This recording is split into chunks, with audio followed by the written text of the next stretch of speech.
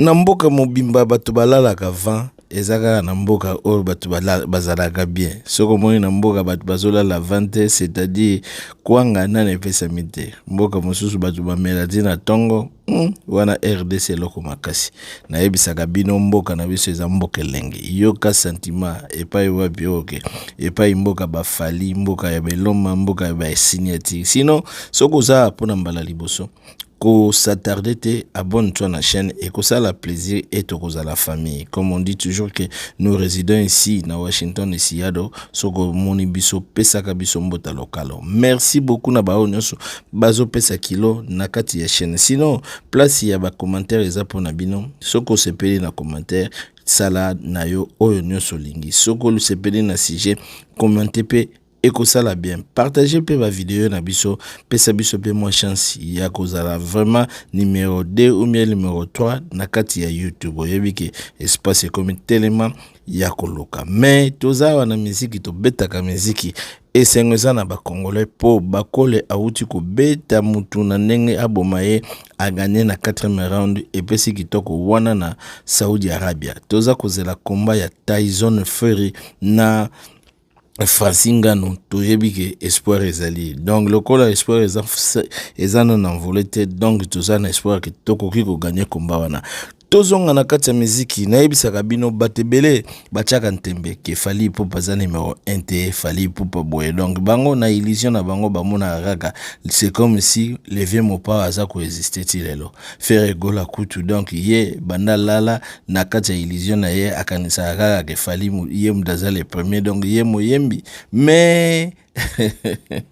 mukili eza ko refléter makambo mususu bata mukili o bazo ko yeba vérité baza ko pesa masolo ndenge mususu bomonaki ba trophée neti trophée o fali azwaki ya uti ko zwa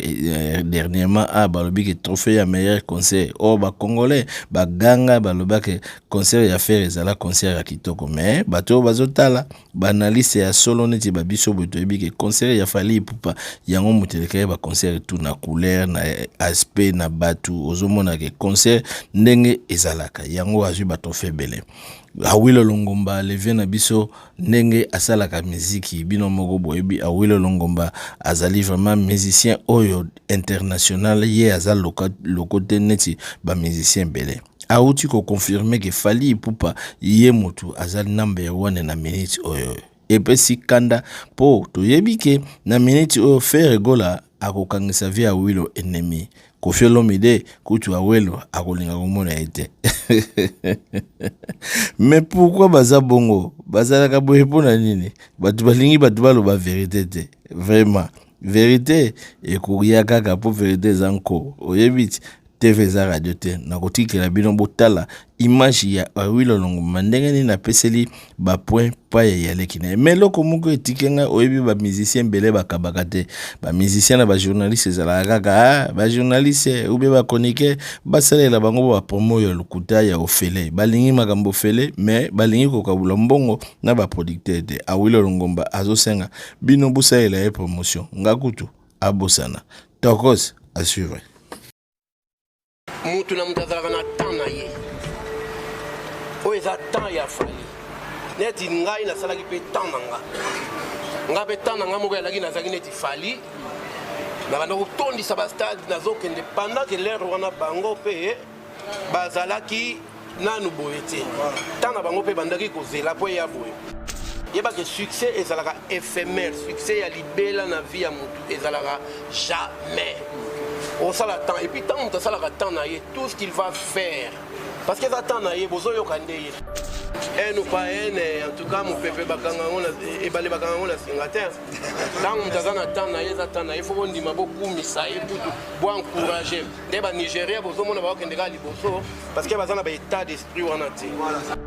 pas tout monde Michael Jackson azaka envie mais ça n'avait pas empêché tout le monde la jeune moko babimi 50 cents numéro 1 pour la hit parade yem tazotondi ça va Bercy ba stade ba wapi oh non un cher tu vois Chris Brown mais Michael Jackson azalaki déjà on appelle MC ça la ba guerre pour bundape makambo ici là parce que moni place union ezate moyen peu force ezalate hein baninga bandeko na nga botala naye kosala album na ngai awa made in Congo na osenga na bino neti boza makasi na media ndenge boza siko bato balandaka bino tro soki bozwi mwa temps ya kolobelaka ngo mpe de temps en temps ke moto wana artiste na biso ngo mpe awilo aye kosala album na ye made in Congo bosala makasi boyoka ngo une façon ya kosala ngo mpe promotion kaka donc nasengi bosala nga promotion boyede ngai botyanga poa s'il vous plaît.